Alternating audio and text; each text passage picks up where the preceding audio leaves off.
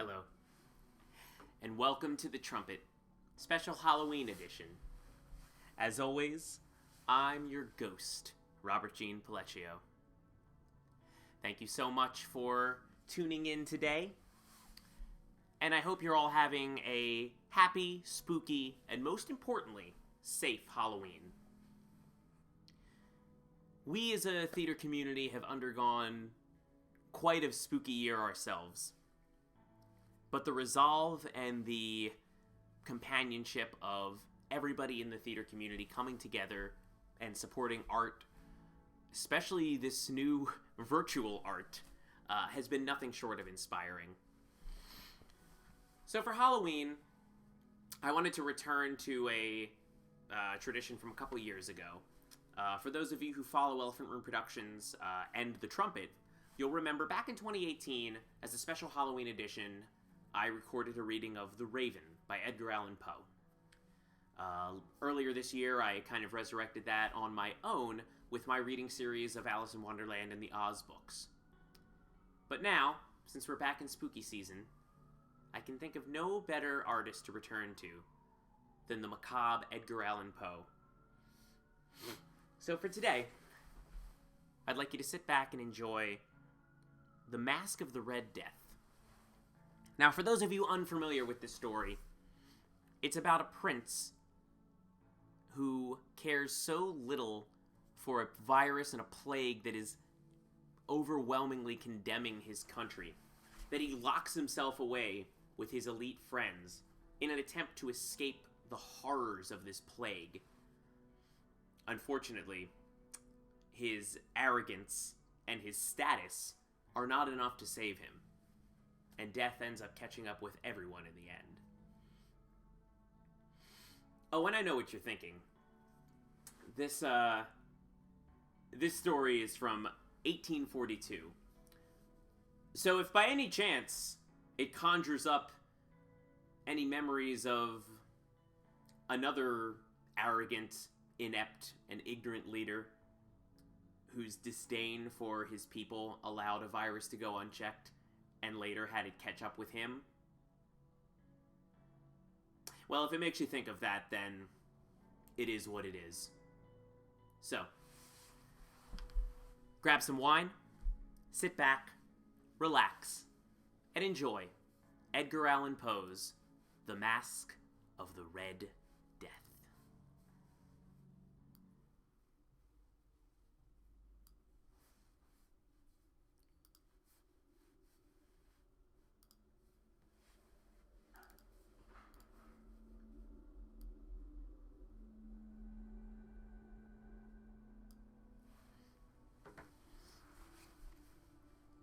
The Red Death had long devastated the country.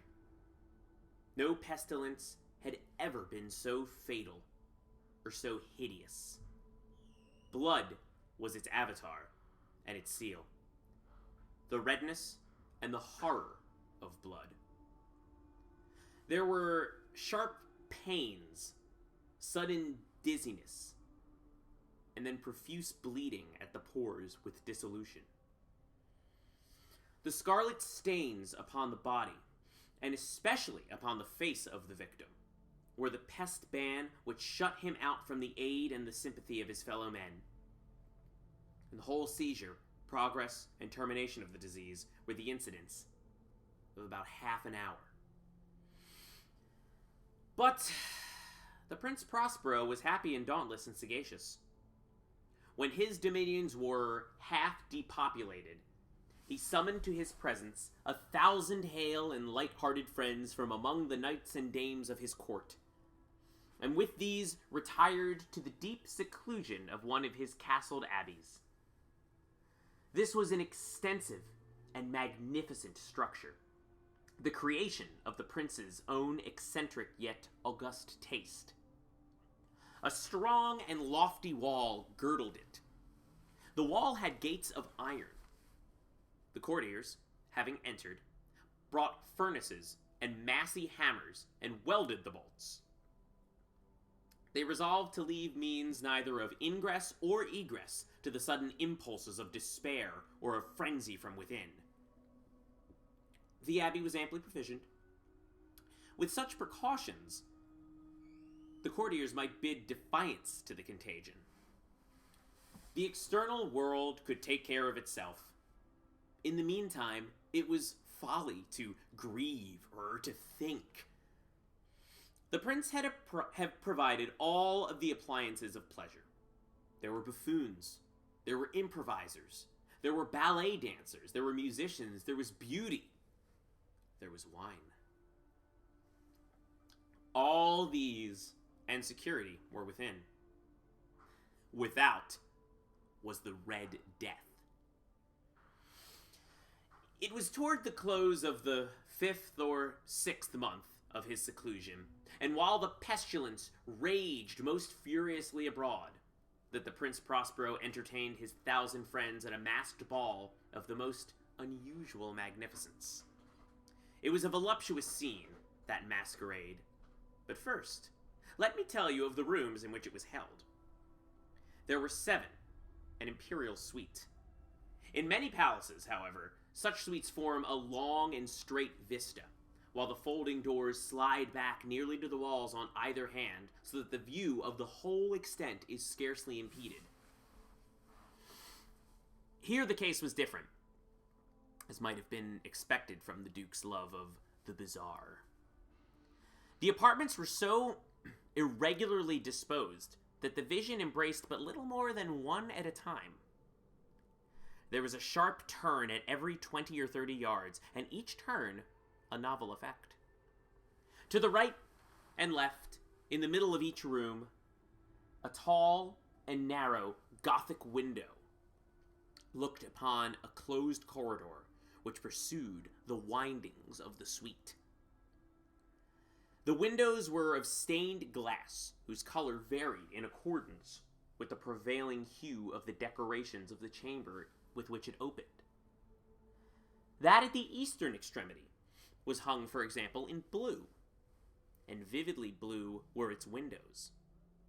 The second chamber was purple in its ornaments and tapestries, and here the panes were purple. The third was green throughout. So were the casements.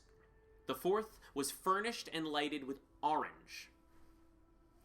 The fifth with white. The sixth with violet.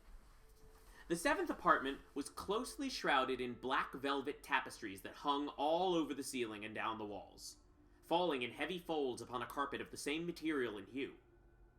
But in this chamber only, the color of the windows failed to correspond with its decorations. The panes were scarlet, a deep blood, or candelabrum, amid the profusion of golden ornaments that lay scattered to and fro. There was no light of any kind emanating from lamp or candle within this suite. But in the corridors that followed the suite, there stood opposite to each window a heavy tripod bearing a brazier of fire that projected its rays through the tinted glass and so glaringly illuminated the room. And thus were produced a multitude of gaudy and fantastic appearances. But in the western or black chamber, the effect of the firelight that streamed upon the dark hangings through the blood-tinted panes were ghastly in the extreme, and produced so wild a look upon the countenances of those who entered, that there were few of the company bold enough to set foot within its precincts at all.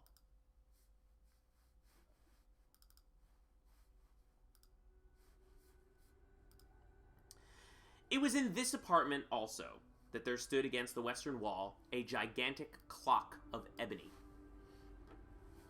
Its pendulum swung to and fro with a dull, heavy, monotonous clang. And when the minute hand made the circuit of the face, and the hour was to be stricken, there came from the brazen lungs of the clock a sound which was clear and loud and deep and exceedingly musical, but of so peculiar a note and emphasis that at each lapse of the hour, musicians of the orchestra were constrained to pause momentarily in their performance, to hearken to the sound, and thus the waltzers perforce ceased their evolutions, and there was a brief disconcert of the whole gay company, And while the chimes of the clock yet rang, it was observed that the giddiest grew pale, and the more aged and sedate passed their hands over their brows, as if in confused reverie or meditation. But when the echoes had fully ceased, a light laughter at once pervaded the assembly. The musicians looked at each other and smiled as if their own nervousness and folly, and made whispering vows, each to each other, that the next chiming of the clock should produce in them no similar emotion. And then, after the lapse of 60 minutes, which embraced 3,600 seconds of time, there came another chiming of the clock, and there was the same disconcert and tremulousness and meditation as before. But, in spite of these things, it was a gay and magnificent revel. The tastes of the Duke were peculiar. He had a fine eye for color and effects. He disregarded the decora of mere fashion. His plans were bold and fiery, and his conceptions glowed with barbaric luster. There were some who would have thought him mad. His followers felt he was not. It was necessary to hear and see and touch him to be sure that he was not. He had directed, in great part, the movable embellishments of the 7 chambers upon occasion of this great feat, and it was his own guiding taste which had given character to the masqueraders. Be sure they were grotesque. There was much glare and glitter and phantasm, much of what had been seen in Hernani. There were arabesque figures with unsuited limbs and appointments. There were delirious fancies, such as the madman fashions. There were much of the beautiful, much of the wanton, much of the bizarre, something of the terrible, and not a little of that which might have excited disgust. To and fro in the 7 chambers there stalked, in fact, a multitude of dreams.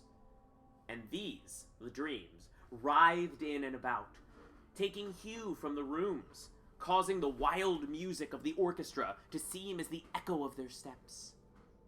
And anon, there strikes the ebony clock, which stands in the hall of velvet, and then for a moment all is still, and all is silent, save for the voice of the clock. The dreams are stiff frozen as they stand, but the echoes of the chime die away. They've endured but an instant, and a light, half-subdued laughter floats after them as they depart. And now again the music swells, and the dreams live and writhe to and fro more merrily than ever, taking hue from the many-tinted windows through which stream the rays of the tripods. But to the chamber which lies most westwardly of the 7, there are now none of the maskers who venture. For the night is waning away, and there flows a ruddier light through the blood-colored panes, and the blackness of the sable drapery appalls. And to him, whose foot falls upon the sable carpet, there comes from the near clock of ebony a muffled peal more solemnly empathetic than any which reaches their ears, who indulge in the more remote gaieties from other apartments. But these other apartments were densely crowded, and in them beat feverishly the heart of life. And the revel went whirlingly on, until at length there commended the sound of midnight upon the clock. And then the music ceased, as I've told, and the evolutions of the waltzers were quieted, and there was an uneasy cessation of all things as before. But now there were 12 strokes to be sounded by the bell of the clock, and thus it happened, perhaps more of thought crept with more time into the meditations of the thoughtful among those who reveled.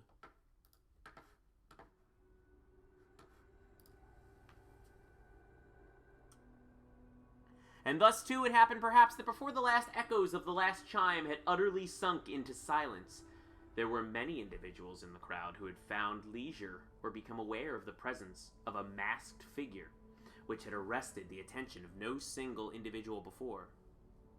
And the rumor of this new presence having spread itself whisperingly around, there arose at length from the whole company a buzz or a murmur expressive of disapprobation and surprise, then finally of terror, of horror, of disgust. In an assembly of phantasms such as I have painted, it may well be supposed that no ordinary appearance could have excited such sensation.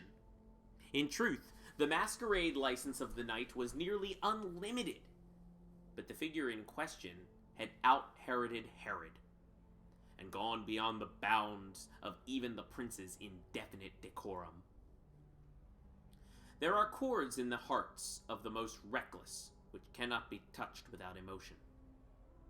Even with the utterly lost, to whom life and death are equally jests, there are a matter of which no jest can be made. The whole company, indeed, seemed now to deeply feel that in the costume and bearing of the stranger neither wit nor propriety existed. The figure was tall and gaunt, and shrouded from head to foot in the habiliments of the grave.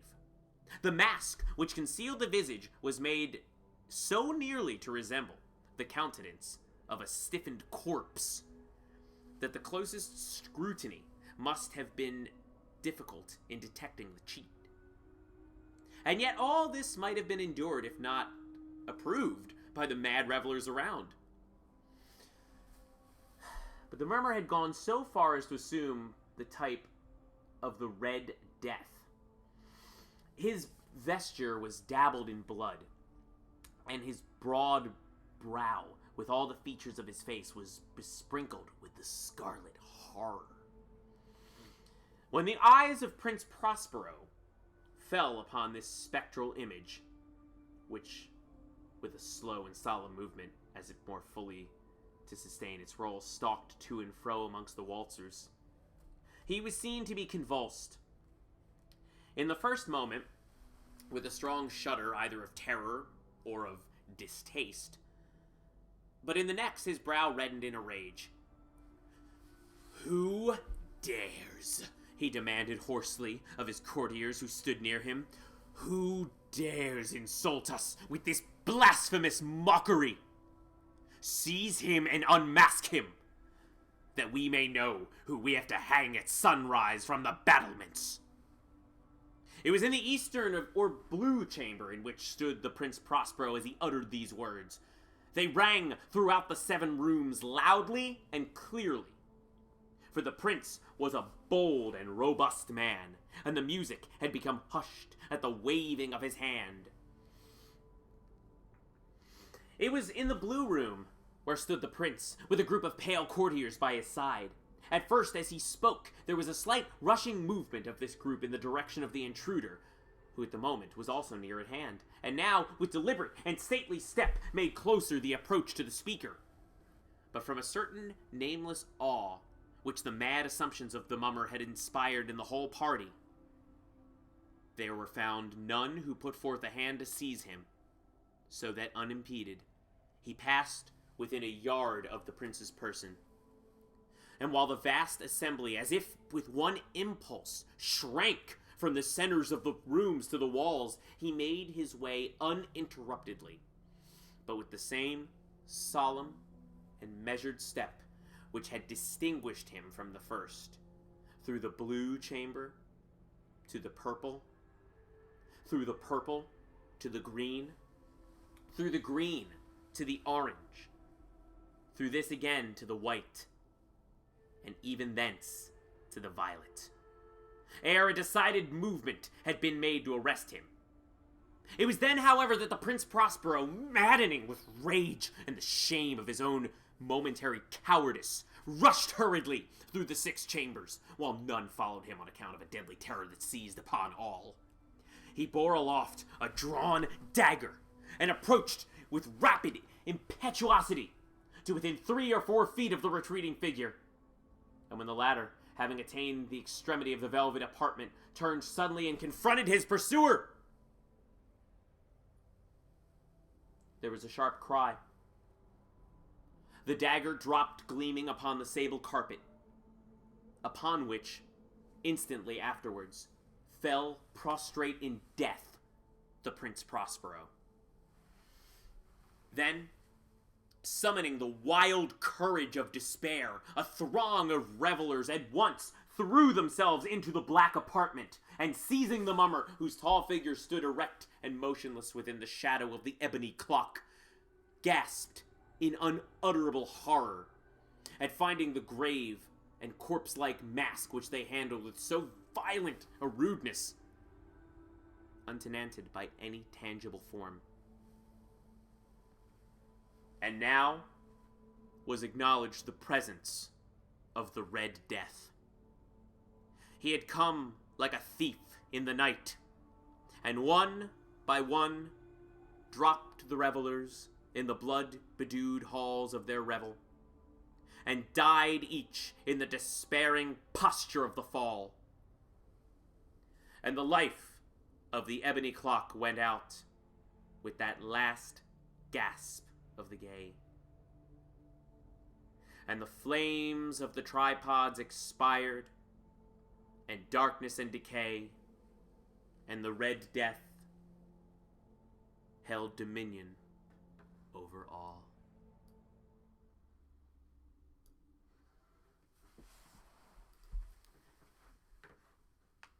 Thank you very much for joining me today. The Masque of the Red Death was written by Edgar Allan Poe. It was read by Robert Jean Pellecchio. And as we go forward, wherever the road takes us next, thank you all again for supporting art in every way, shape, or form you can during these dark and troubling and uncertain times. Until we meet again, stay happy, stay healthy. If you haven't done so already, please vote. And one more thing. Happy Halloween.